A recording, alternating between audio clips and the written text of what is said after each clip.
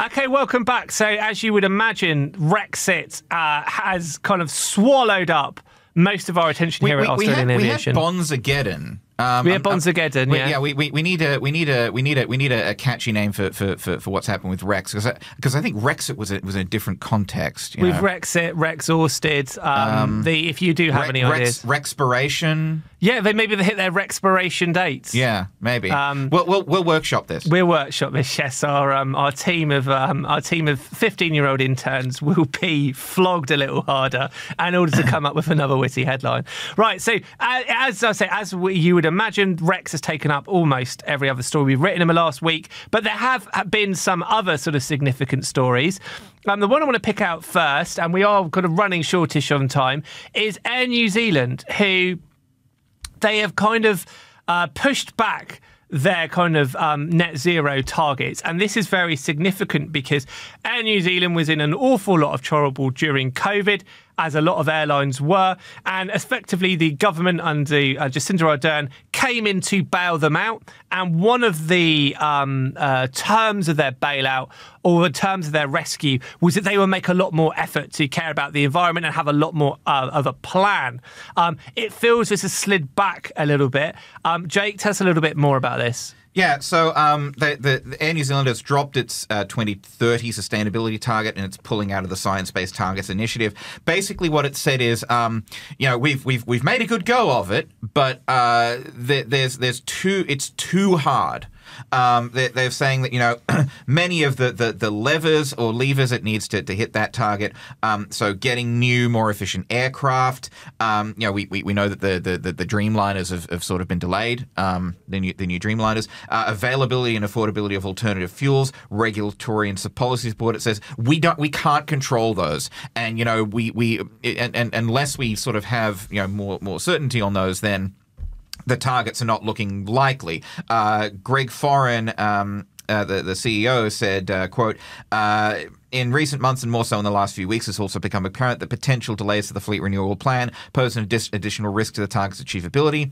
It is possible that the airline may need to retain its existing fleet for longer than planned due to global manufacturing and supply chain issues that could potentially slow the introduction of newer, more fuel-efficient aircraft into the fleet. And that may also be, referring to, I think, Air New Zealand was looking to get some the 320 Neos or something like that as well.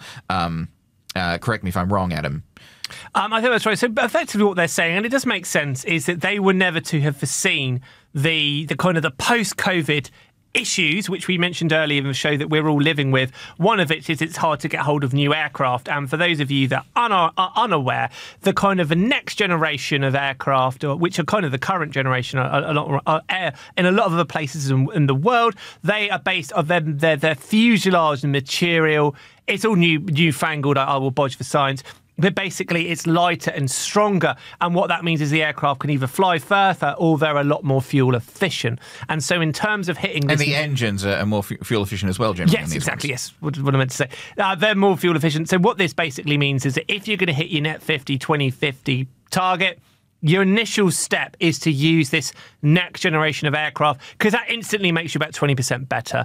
And then the step after that is sustainable aviation fuels. And then again, the step after that is perhaps the generation of aircraft afterwards. But what they're basically saying is fronting up and saying, this isn't going to be possible. Right now, these post-COVID problems are going to make things more difficult. Now, the argument is, are they just saying hands up, it's too difficult, or is this going to be something we're going to see all around the industry? Because they're one of the first airlines to come out publicly and say with 2030 targets not going to happen. Is this simply the inevitable path to unwinding their promises everywhere? Well, Dame Therese Walsh, who was the chair of Air New Zealand, has said that Air New Zealand is still committed to hitting its 2050 net zero target.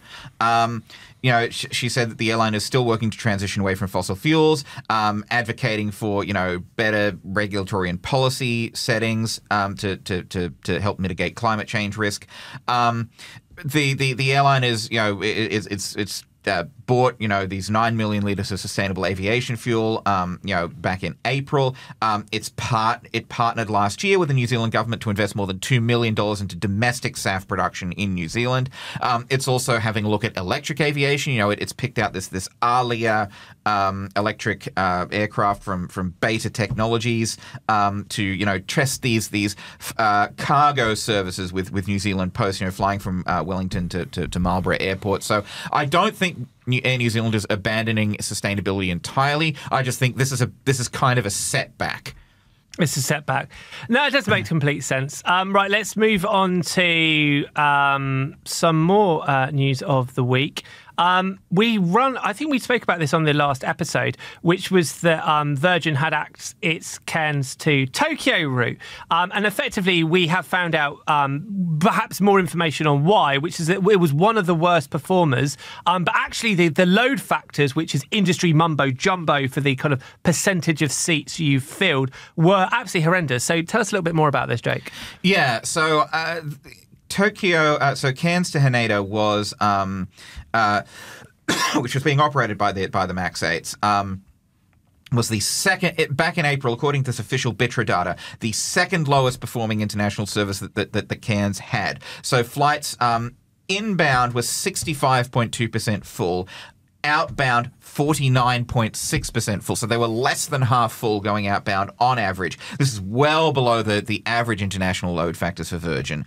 The only lower one in April was to Apia in Samoa. Now that was outbound 44.5%, inbound 39.3%. But these Apia services are seasonal. So, they're getting more customers to Samoa over the end of year peak, which is kind of sustaining the helping, I guess, sustain the route through the rest of the year. If you're interested, by the way, the strongest performing route for Virgin in April was Brisbane to Port Vila, and this was before the collapse of Air Vanuatu. So you'd have to think that that route is doing even better now. Air Vanuatu, by the way, may be resuming domestic operations soon, according to the liquidators. Just slipping that in. The depth of coverage there.